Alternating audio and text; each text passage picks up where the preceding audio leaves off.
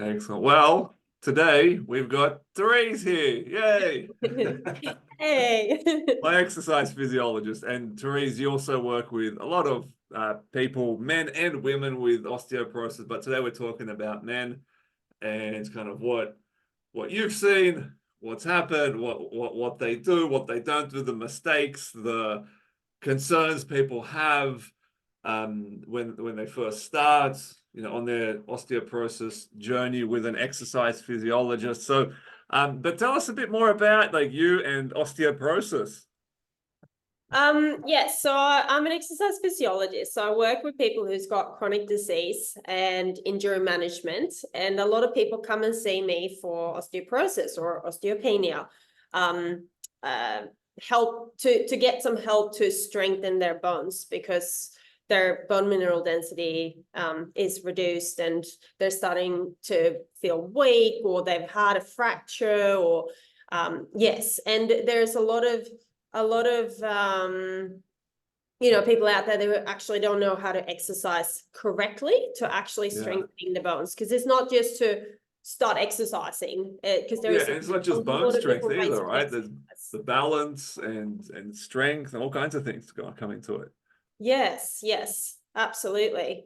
And so is that kind of what so as an exercise physiologist, someone that comes and sees you with osteoporosis, let's focus on men today. What are the things that you see people, what mistakes do you see men make when it comes to exercise or not exercise or osteoporosis and kind of getting that sorted? I guess like there's a few things that I see that is most commonly. First of all, is that a lack of movement, that they haven't really been doing much movement or they don't really know how to exercise, and this could be like a totally new routine to them.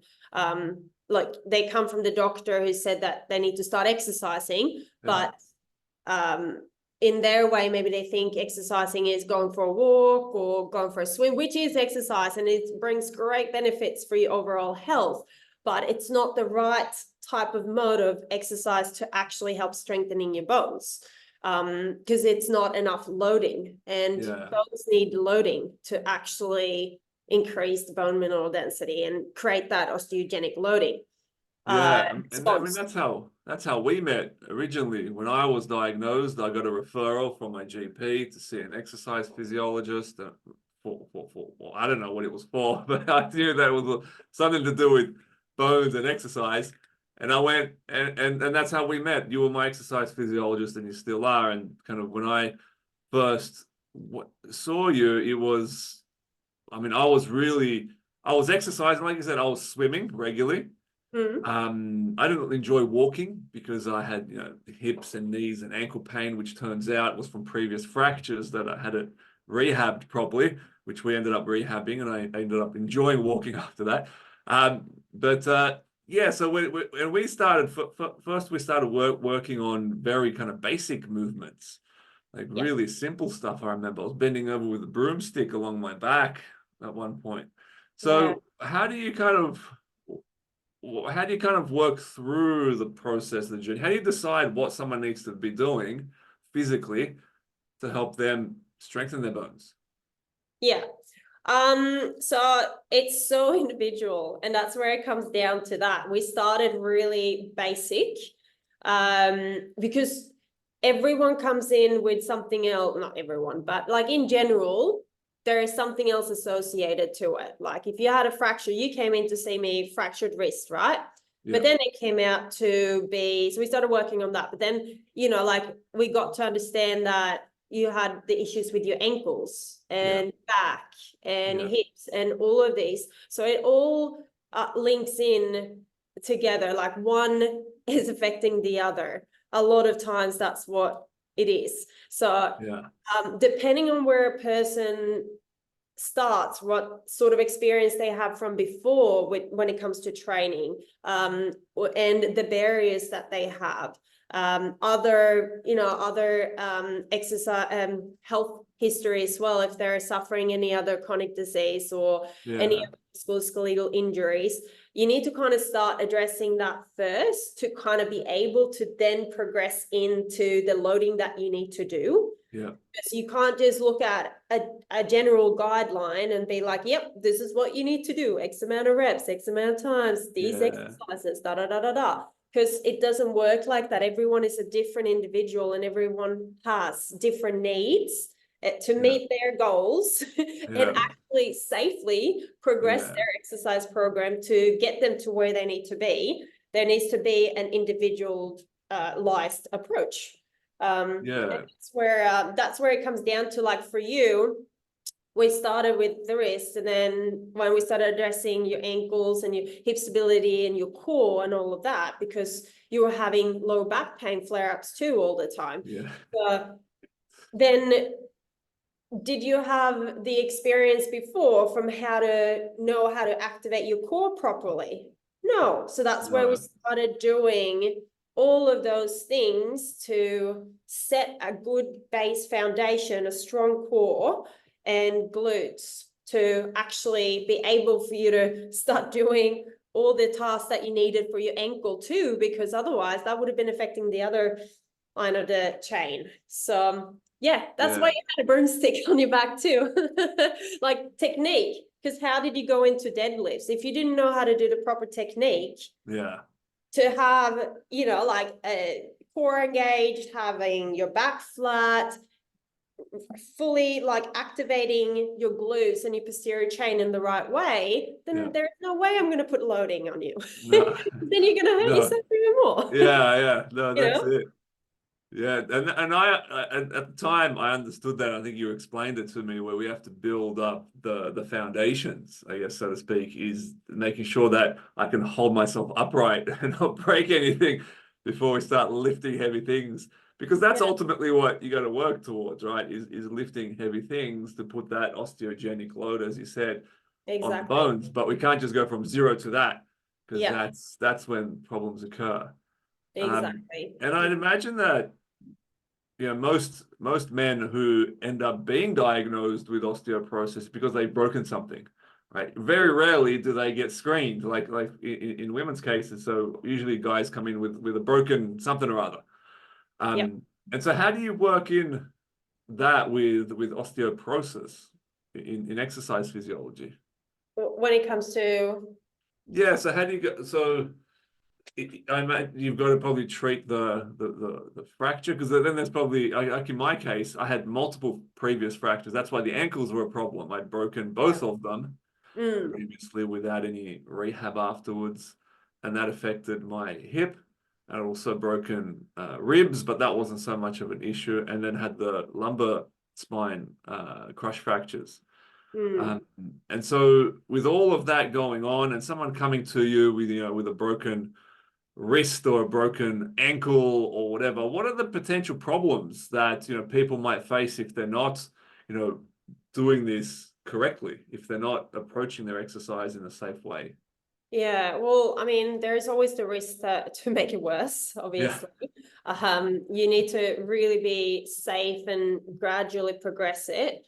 You would obviously, having so many things going on, you'd start focusing on what's most acute and obviously address and modify other things that you're doing to make sure that the person who's got all these other issues going on, even if we're focusing on your wrist right now, make sure that they're aware and being educated on what to avoid and how to start the healing process for the other areas too. But like making sure that you're not making it worse in the meantime until you get to everything. That makes sense.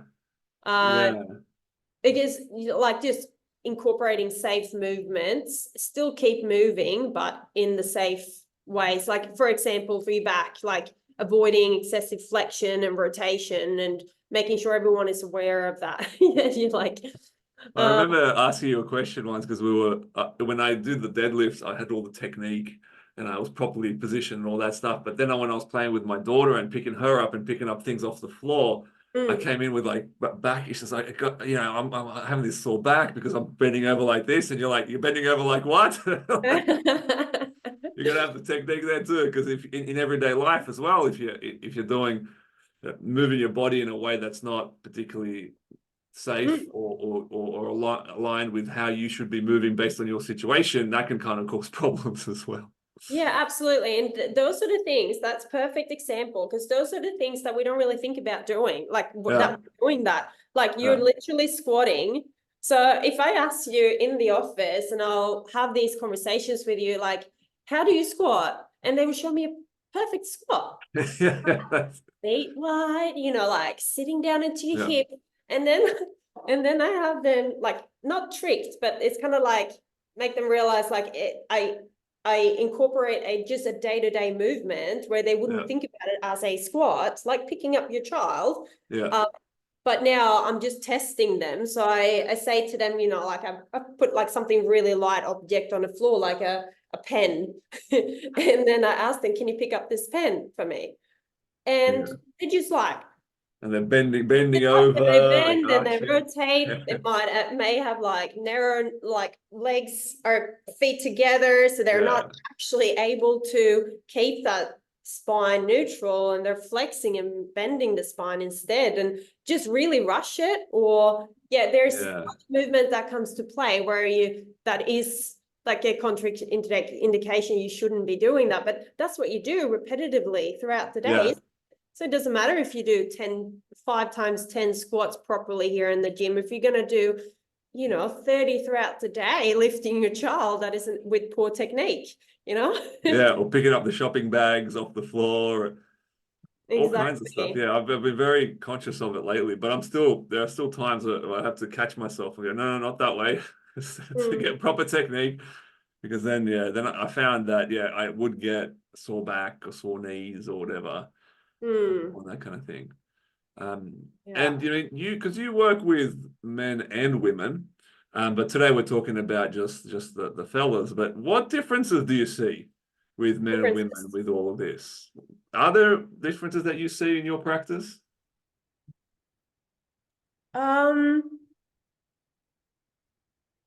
In terms of like clinical presentations, I wouldn't say it is a hard question, this one. I don't know, like people present so differently, whether it's women or males. Like I tend to find that each individual is so different. Even generalize how the males are to women, it still would be so many different individuals in each category.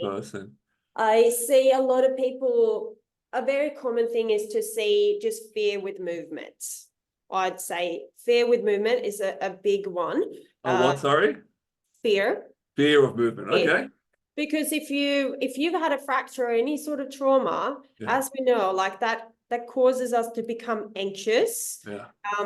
It causes us to be probably lacking a bit of confidence. It will affect your mental health in one way or another. If you're going through a phase of, healing for X amount of time, it's very likely, that's what I'm saying, it's very likely that it would be affecting you in other ways too, not definitely. Just physically. Yeah, because there's that fear of, will I break something again? Or will I make this worse? Exactly. And if you now been recently diagnosed, if you have the diagnosis for a while, it doesn't really matter, but you know that you're a bit more frail. So if that's happened once, why would that not play on your mind that could happen again?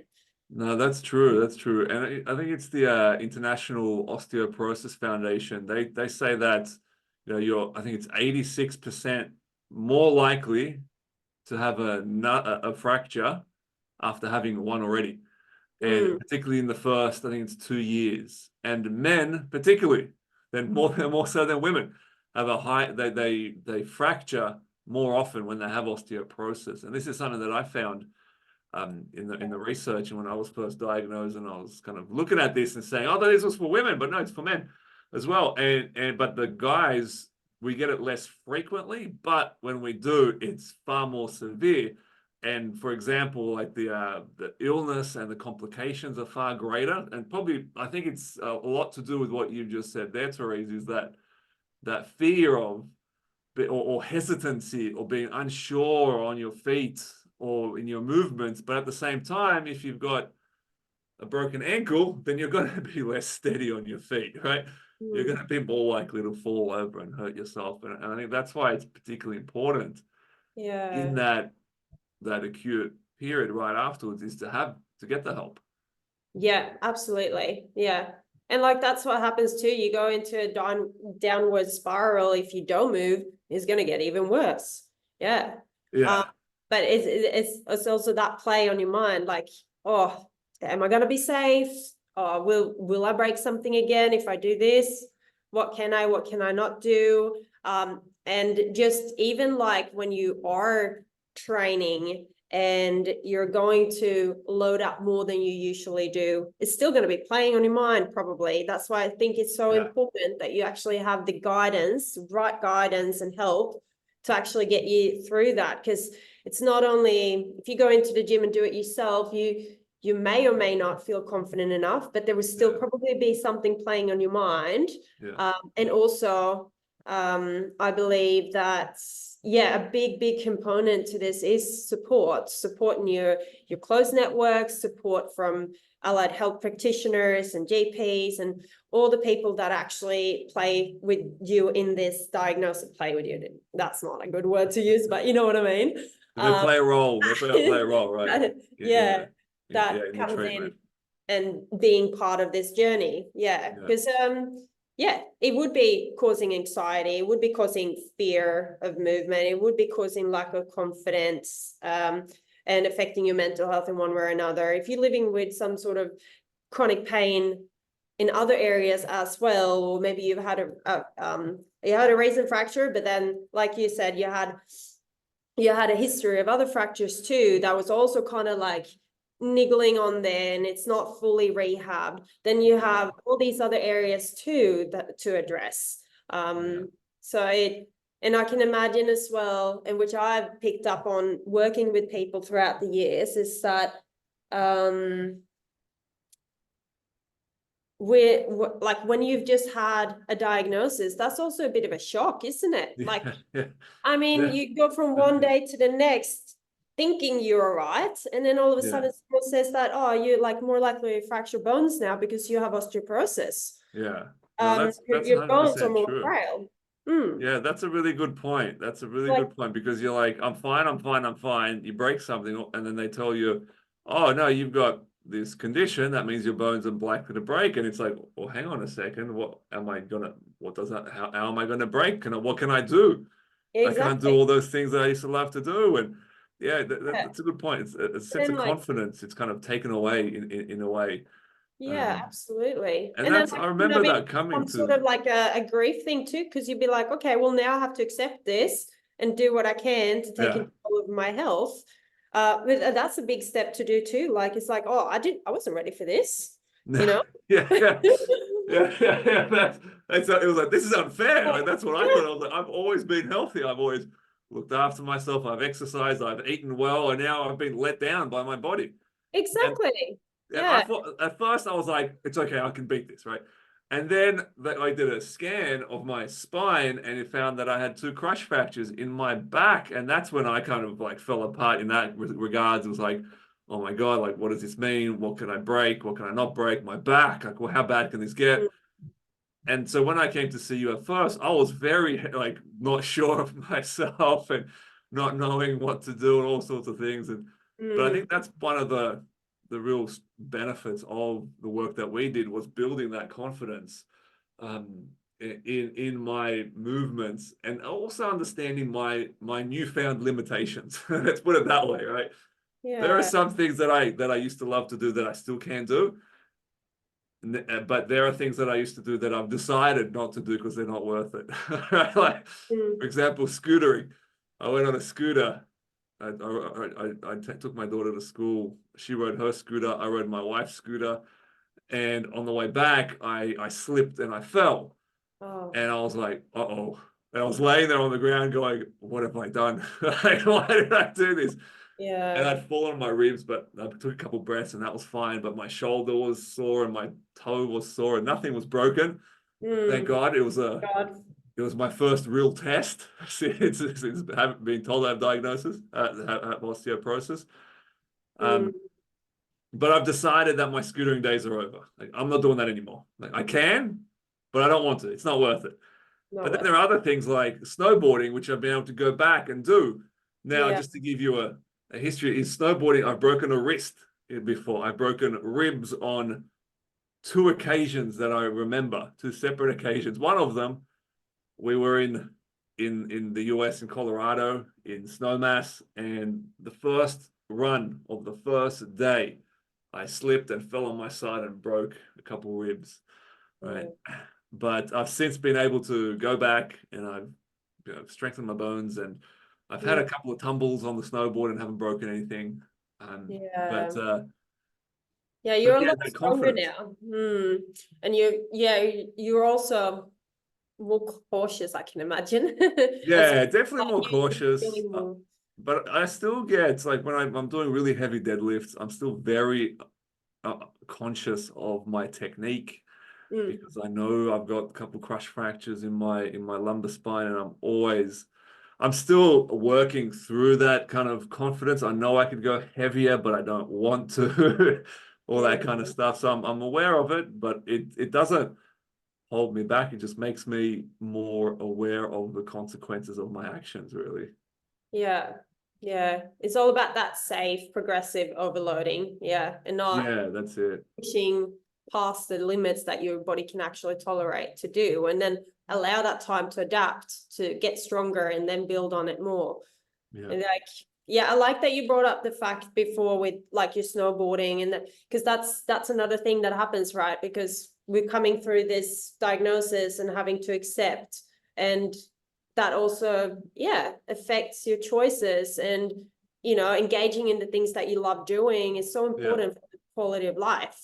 That Yeah, that's it. And some people won't be able to go back to some activities that they love, but I think that by addressing their condition and working on it, it's not just the bone strength that it helps, it's balance, it's ability to coordination, right? There's absolutely. all these different things that help to prevent injury.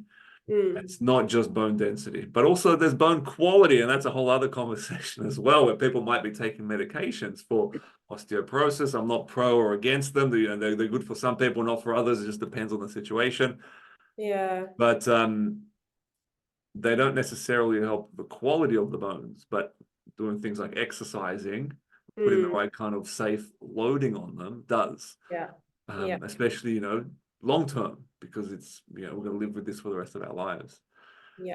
Um, Absolutely. Yeah. but if you had to kind of think of three mistakes that people make, I don't know if we covered this already, but if you had to kind of narrow it down to three mistakes, a sound bite situation here, that men make with their exercise Yeah. around osteoporosis, what would they be? Well, that one that I brought up first, with the right exercise mode, to actually focus on strength resistance training, progressive overloading, and impact and balance, those like components that are really important, not Yeah. just say, yes, I go exercise. Because I meet a lot of people in practice who it's like, I don't understand, because I've always been exercising, I've always doing this, but majority of it has been just cardio or Yeah. light weights, which is amazing, and please keep doing it. But it's not going to change your bone. Like, it's not going to create that stimulus for the bone to actually to create more bone. Yeah. So, like, if you think about it, like, again, muscle attaches to your bone through tendons, and it's pulling through resistance training and loading. That's more pull, and that's how it actually generate more bone, because the weight is compressing the bone matrix and bringing all the, like, the minerals and the calcium and everything in to actually create that response for the cells, allowing the cells to actually That's called Wolf's Law. yes, By an old German, I think, doctor and researcher, found that like 150 years ago. And the second mistake that people make? Second mistake is that people poor technique and lack of understanding and knowledge of how to exercise right. What movements should I be including to get most bang for my buck, you know? Because you'd want to include the movements that are actually targeting the major muscle groups that crosses the spine, crosses the major joints in our bodies to actually target the sites that are most likely to fracture as well when you have osteoporosis.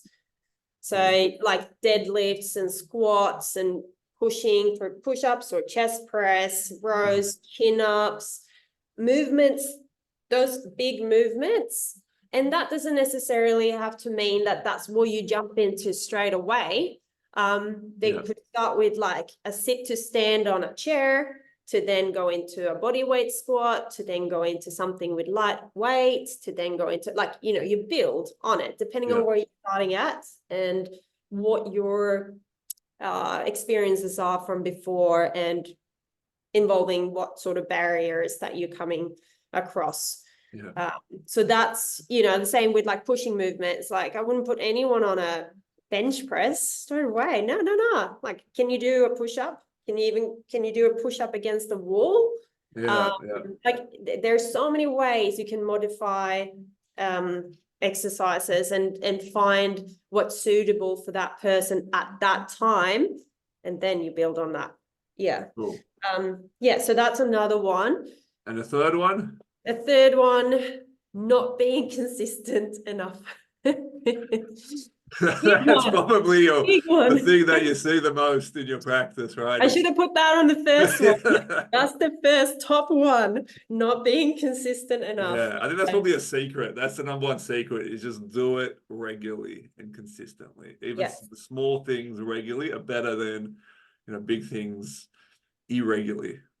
Absolutely. Because it all comes down to that principle again, like we've all heard it, use it or lose it. That it is true. Like your body will adapt to what stimulus you give it. So if you do that regularly, consistently, you show up to the gym and do the work you need to do, you're literally forcing your body to adapt. It will happen if you do it. But if you just go one day and then, you know, like have, you know, half the week's passed and then you do another day, like if you tick at least 3 days in the gym for resistance training, you should be fine. Yes. So 3 days, non-consecutive days, you want to lift weights. Okay. Excellent. So, awesome. But like if you do it once a week and then you let it be for a week or 2 weeks and then you come back again, like it's not going to be regular. It's not going to be consistent. No. Try to find ways where you think, so for example, if lacking time is a problem, which is most commonly heard, then try to find a time in the day where it's most likely that you're not going to try to convince yourself that I can't do it because of this and this and this and that. Yeah, and I think time trick us a lot of times too. I know. I think time is a funny one, because if it's really important, we'll make the time. Or if we view it and have the opinion that it's very important, we'll make the time for it. Yeah, you prioritize your health, you make it happen. But it is hard. Like we all it is. We go through phases in life where there's times that are busier than others, and we have responsibilities, and you know, like it's the same for all of us. But try to find a way around that is the main thing. And maybe you even have someone that you can go and train with, so you can keep yourself accountable. If you know you're going to go with your friend, you will probably do it more likely than if it's relying on yourself, waking up in the morning, the alarm is ringing. How did you find time? Like, because you are a perfect example, Tom, of someone who religiously actually, you know, went to the gym. You do what you're supposed to do. And that's a good way to put it. Religiously, it's like church. I'm there every day. Well, firstly, I enjoy. I find that for me, if I don't do some physical movement, I feel like crap if I don't do it every day. That helps. Right. And I almost guarantee, well, I can't guarantee because of different, but I'm very sure that that's probably the case for most people, that after they exercise, do like a good amount of exercise, they probably feel better than before. It's when people do it wrong or push themselves or that kind of thing that goes the other way. But yeah, so I enjoy it for one. But the other thing is, I know for me, it scared me when I got osteoporosis. I was like, I don't want to be breaking more bones, and I want to be stronger, and I want to be able to do the things that I enjoy. And so it was important to me, and I made the time. And I started off with, I mean, the program that you gave me, Therese, at the start was very small. It was like, you know, maybe 20 minutes every couple of days or every day. I can't remember, it was a while ago now, but it was very small and doable with anything I had at home. I think there was some extra bands I got at one point, which was very cheap from the local store, you know. And so it was all very doable, and it was kind of like a rejuvenating exercise. And then my kind of ability to exercise grew over time, so I could do more and challenge myself more. And I continue to do it every day because, I mean, now I'm kind of setting an example for people as well. But also I enjoy it, and I see the progress.